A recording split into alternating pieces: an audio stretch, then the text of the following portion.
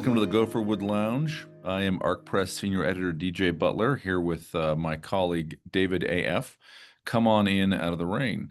Before we get started in our discussion today, please like the video, subscribe to the channel, hit the notification bell, go over to arc.press and sign up for our mailing list. And on X, follow us at arc_press. So we've actually kind of been hanging out this week, but Yeah, wanted to. We've parted company. David is back at his study in the Adirondacks. this is my very real Yes, study in Texas, Central Texas, in late June, as you can see. it's This, experiencing an early autumn. As well done. I like the way you change the furniture in the room to match with the colors that come through the window. So you got yes, autumnal furniture set out. this is exactly where I live. It is definitely real, and not a Zoom background I got off Google just now. It's lovely. I, on the other hand, have a Zoom background. I would never sit in a room with a Dolly Parton painting and a The keyboard, Casio keyboard. a Casio keyboard. Um, so hey, it's Friday. It will be Friday when we post this. Yeah. So just It's Friday the way that this is Austin, Texas behind me. and Yes. autumn.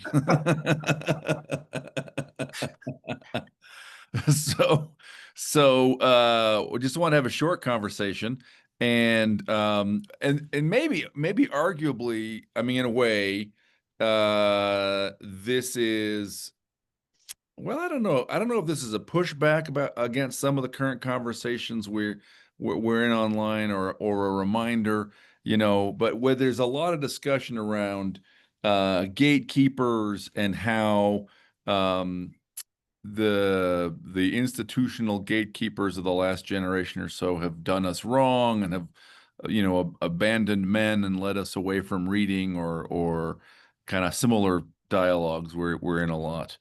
um uh David and I thought we might talk about books we read because teachers led us to them. Books where, hey, a gatekeeper, a teacher said, um, "You ought to you assigned it, or you ought to read You, this." you ought to read this as in, if you don't, you'll fail. Correct. Yeah, You'll receive an incomplete for the yeah. unit.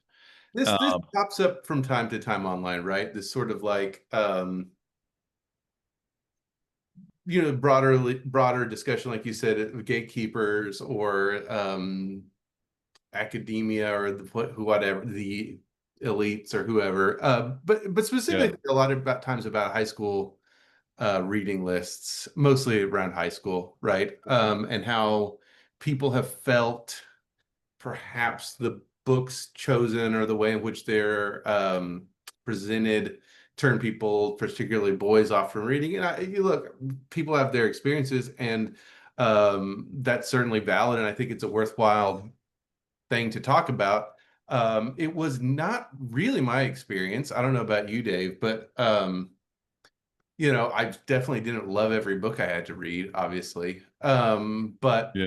by and large, I enjoyed. I mean, obviously, I went into this field. I didn't hate English and reading, English classes and reading, and so yeah, I thought when we were thinking of a short topic here, what was something that you were assigned to read that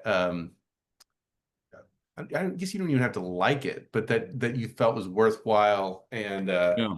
and uh, a good thing that someone made you read it. I guess let's put it that way. Yeah, I think that's a great way. So there's another conversation that we've sometimes been in where we're in like a push and pull and different kinds of overlapping conversations. Is the one about canon, right? Because we're talking Yeah. about. I mean, you might love a book. You might say, "Hey, I'm glad I was made to read this book because it's part of my education. It helps me understand the world I live in." Um, i.e., I'm glad I read it for canon reasons, even if I didn't enjoy it. Right. Or you might say, look, I loved it, or both, right? Yeah. Um, Yeah. And I think, I think we can debate what should be in the canon. And Yeah. I think there should be some wiggle room there. I mean, you obviously just can't read everything. When we were talking about this topic, it's like I had to kind of cast my mind back and think, did I actually read that in high school? Or did I read it in college, or did I read it on my own later? Yep. Because it does kind of blur together. Because I mean, you got 4 years of high school. You can't read the Western canon, right? So I'm not against it personally, like having some moving parts and shuffling around and changing, but I do think sort of the idea that there shouldn't be a canon, and that reading in a really actually for your whole life, but certainly reading in your formative years in school, a school setting, the idea that it should be just let you read what you want to read. I think that doesn't take you very far. I Yeah. think it's actually like sort of counter to the purpose of an education, really. Yeah. So again, this is not to like rag on any particular person who hated the books they had to read, or hated a particular book, and maybe the ones we're going to talk about you hated. That's fine. But I think that the idea that there is some books that are worthwhile, books or stories that are worthwhile to read. Um, you know, I'm fully signed on to that. So, so what Yeah. was yours, Dave? Uh, Yeah. So, or one of yours? I would talk about one, and sort of, my experience generally a little bit, and then some a little follow on. My experience generally, man, some of my teachers were pinheads. Like some of them just were. Um, but I think the program on the whole in high school was trying to introduce, definitely did introduce me to some new stuff. I had already read Huck Finn, okay, but there was stuff that I hadn't read at home. I usually when it was genre fiction, I was ahead and already knew it. So I remember really making Miss Jarman upset in ninth grade when I discovered we were going to read The Cask of Amontillado, and I said to Tony Brown, "You're gonna like this. He bricks a guy inside a wall." She was mad at me. But there are some big ones that I might have eventually read on my own, but I definitely got my exposure because of school. And a huge one is Shakespeare. So I grew up with a ton of books in the house. Um, we may even have had Shakespeare when I was growing up in the house. I don't remember it, so I suspect not, because I kind of read everything that was on the shelves, including stuff kids aren't. It's not really written for kids. Like a couple of my siblings were born at home, and we had books about like home midwifing stuff, and like I read them, right? So that's the So, kind of okay, this is important then. yeah. Pardon me to interrupt. So then why do you need all those clean sheets and boiling water? Uh, Do you know It's the answer to that? I probably did once. That's probably I'm not sure what the boiling water is. I is understand there. boiled water. I understand sterilized water. Maybe that's the thing. I You don't gotta remember. wash the baby. It's You so like gotta it was yeah. always like in the they say boil some water, the Right. baby. Boil water, wear a What are clean you sheet. doing with this water? Anyway, It feels like there might be an element of that's the Hollywood cliche. I don't maybe. Well, you don't remember the books that you read on midwifery, so this is it, right. this I should we'll have to do a follow-up podcast. go back and Okay, so you read books about midwifery, but you yes. did not read Shakespeare. And I hadn't read Shakespeare, and so the program in my high school was one Shakespeare play. I think we read some one or two of the sonnets as in the AP English. It was one play per year, and I think the order, as I recall, was um, Romeo and Juliet, which didn't especially. They got better. Romeo and Juliet, I thought was okay when That's I sort was. of beginner Shakespeare, right? It is, I and feel it's like. used as like romance, which it isn't. And then Julius Caesar. I have come to bury Caesar, not to praise him. We had an edition with big, colorful pictures of Mark Antony in it for 10th grade. And then Macbeth, but then Hamlet. And like Hamlet really caught my imagination. And something about this just kind of utterly doomed prince who turns into this sort of cosmic avenging power so caught my imagination that the first time I ever set myself to memorize stuff, I was talking about this with Tony actually yesterday. Maybe you were there, I don't remember. Art Press editor-in-chief Tony Daniel. ARC Press editor-in-chief Tony Daniel. When my dad was my scoutmaster and would take us backpacking, the deal was on the way home he would buy us a milkshake if we memorized a chapter of the Bible, which he would assign us. So he'd bring a photocopy of, say, Isaiah 11 for everybody. And so you'd be out hiking in the Uinta Mountains and you'd be like, saying the verses off to other guys. So I'd done a lot of memorization, but as a senior in high school was the first time I ever sat down to memorize the great soliloquy from Act 3, Scene 1, right? Everyone has left, they leave Hamlet alone, and it's to be or not to be, that is the question. Whether it is nobler in the mind to suffer the slings and arrows of outrageous fortune, or to take arms and by opposing end them, right? And I just loved it so much, the language, the sort of image, and then that sort of knowing Hamlet, loving Hamlet, has turned me on to, and this is maybe on sort of the point of canon,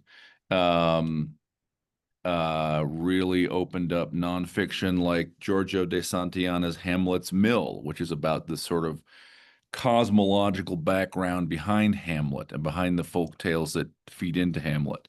And Rosencrantz and Guilden, Tom Stoppard's play in the movie Rosencrantz and Guildenstern Are Dead, which tries to explore Hamlet from the point of view of the completely hapless Rosencrantz and Guildenstern who end up executed, 2/3 of the way through. And then eventually in law school, when I was sort of concluding that I didn't think that I could be really a lawyer for my life, one of the things I did is I went back to Shakespeare. I went into the NYU library, not the law library, but the library, and they had this. I bought a big complete Shakespeare, and the library had on video cassette these BBC productions from like maybe the 70s. Yeah. I So think, yeah. you might have seen some. Anthony Hopkins is Othello, right? Anthony Hopkins, kinda... yeah, Brian Blessed is in some of them. Mhm. I think John Rhys Davies might have been in one of them. Was And I'm sorry, maybe I'm going to finish. I think I was about to do spoilers. Go it ahead. was before Kenneth Branagh did any of of his Shakespeare. So it was, these were like on stages. They're not filming like out in the mud. But I literally watched and read my way through the entire corpus. Well, and I think that's Derek Jacobi, right? Is Yes. Hamlet. Yeah. So Yeah. who was in the Kenneth Branagh Hamlet, but as who is he in that? I can't remember. He says the prologue in Henry V, right? Doesn't he? I don't know. I think so. I forget what Anyway, is he Polonius maybe? I don't he remember. might be. I don't know. Someone put in the comments. You can tell us who Derek Jacobi played in Kenneth Branagh's version of Hamlet. But I interrupted you. Go ahead. No, so that's it. So that's it. Well, my AP English teacher, I liked him. He was a gruff, Mr. Burton. He was sort of a gruff older guy who he hated Jane Austen. So he would like literally read passages of Jane Austen to us, and he goes, yuck. And he put it down. But he believed we had to be exposed to it. Yeah. So I, for the record, actually liked Jane Austen. I thought she's pretty savage sometimes. But I liked him. Some of my other teachers, I was not as lucky. But the overall program, introduced me to a number of books I wouldn't have already read. It was my first exposure to Shakespeare.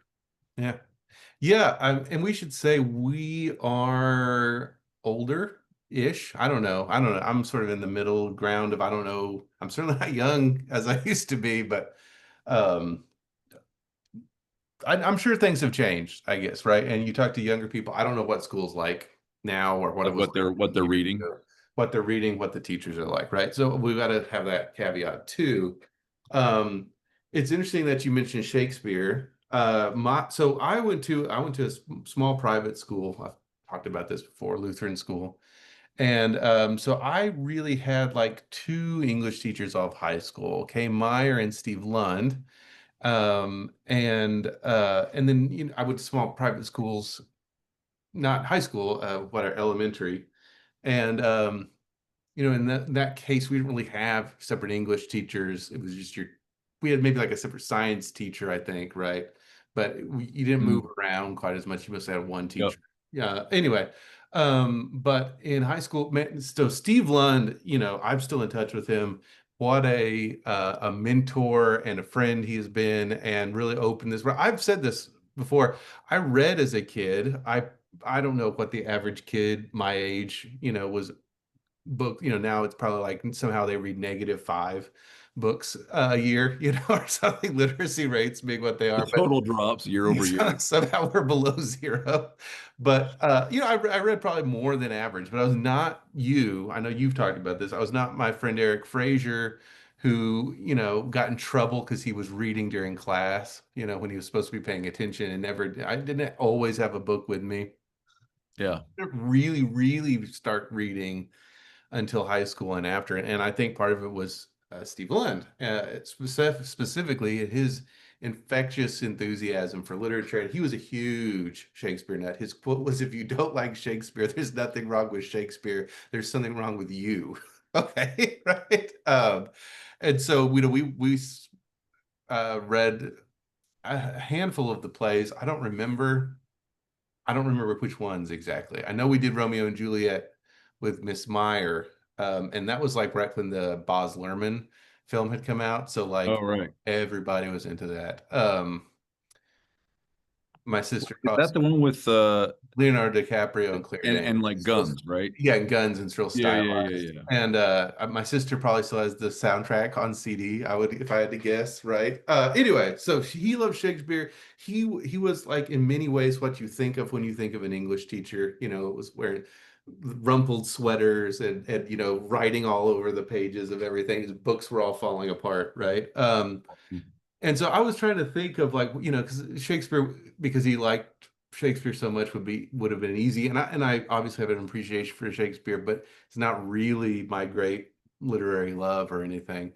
Yeah. Um, the two things I most remember were Huck Finn we read, right? And then some Mark Twain short stories.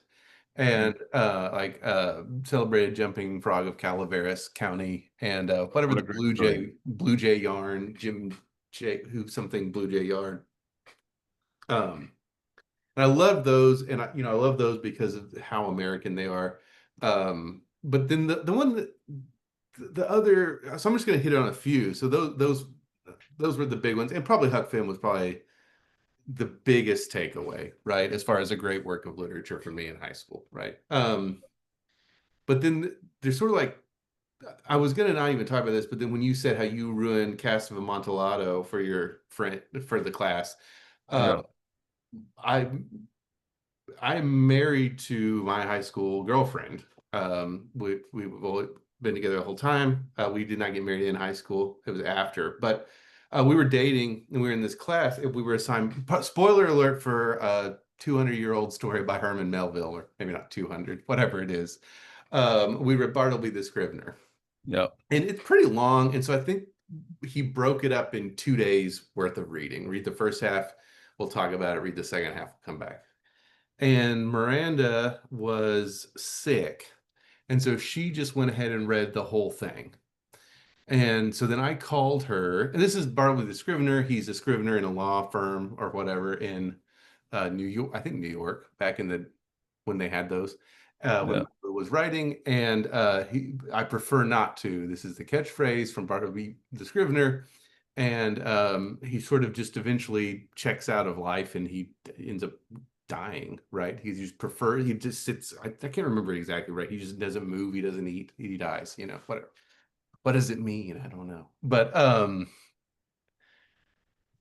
I called Miranda, how you feeling? "Oh, I'm feeling better. And she said, "Did you read all of Bartleby the Scrivener?" And I said, "No, I just read the first half." And she said, "Oh, well, he dies at the end."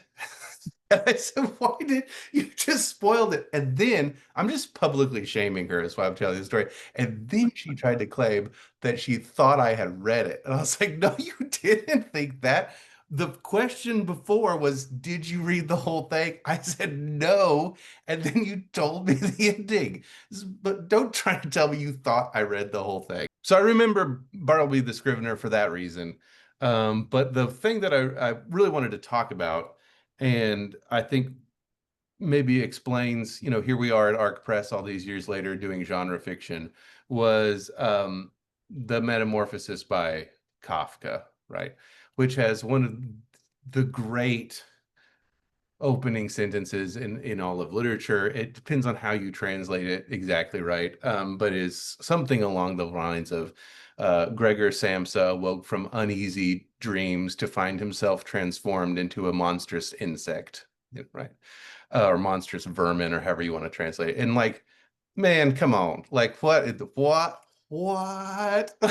You know, and this just horrifying, sad, um and I think, I've talked a lot, and we mentioned we were together, we were doing the long podcast interview, um and we've just talked about it too. No one else is going to write that story, right, besides Kafka. This is something that is wholly unique to whatever his life was. um and uh just sort of this idea, and this is something I love, and this is in a lot of ways, my favorite kind of genre fiction, of this is a completely normal quotidian world that something strange uh interjects into, right? And there's no explanation for it, really, in the case of the Metamorphosis. And so if you don't know the story, I guess I should say it's Gregor Samsa. He's this young man. He lives with his family. Not a particularly great, it's been years, but as I recall, not a particularly great home life. Um, and he wakes up and he's a bug. He's a human size, it's probably not a cockroach, but beetle or something. But he's still him. He can think, but he can't speak. And it just sort of follows this kind of through. And I think, there's probably a billion different kinds of thematic readings and lenses you can put on it. And I think probably maybe not all of them, but some of them are fair way to look at it. But just for me, it was one of those like blow the doors off moments of like, what is this? And and so that was that. So, I don't know. Would I have read that on my own? Maybe, it's hard to say. But I think that really did open up a love of, because I'd read some Edgar Allan Poe and stuff younger, but a Yeah. love of sort of the weird and the strange, um and all the kind of things, that I've spent this career doing, whether as a writer or editor, and then also just as a reader and a fan. So that's mine. And you know what? It's shorter than all of Shakespeare's corpus that Dave listed. So you could probably just read it at afternoon if you wanted to. Or you can just read Hamlet. If you're like, which one should I read, Dave? Yeah. Yeah, Probably wouldn't take you too long. Yeah. Hamlet. I mean, they're 5 acts, so it feels to a modern film going audience, it feels weird. It feels like the movie should be over now. It's not really length; it's the act structure Yeah. that we're not acclimated to. But yeah, just read just read Hamlet if you're gonna pick one. Yeah. So Yeah, this is Professors Butler and AF, I guess, F. Sharirad, assigning, this is assigned, you're assigned reading. But you don't have to do it, and don't yell at us on X if you don't like it. yeah, There's these guys on the internet making me read books. This is why men don't read literature. right. And if you don't think that Kafka and Shakespeare should be in the canon, that's fine. You're just wrong. Yeah. If you don't like Shakespeare, there's nothing wrong with Shakespeare. There's something wrong with you. Exactly. So anyway, Awesome. this is fun. It's fun to kind of look back and put yourself in that. We read so much and because of our work, but also just because we're readers. And so it's fun to kind of like go back to those earlier, more innocent times when we weren't so jaded. We had felt like we seen everything. So that was great, Dave. Thanks for doing Yeah. that. Yeah. Good chat. Good to see you, man. I like your office. Yeah, sure.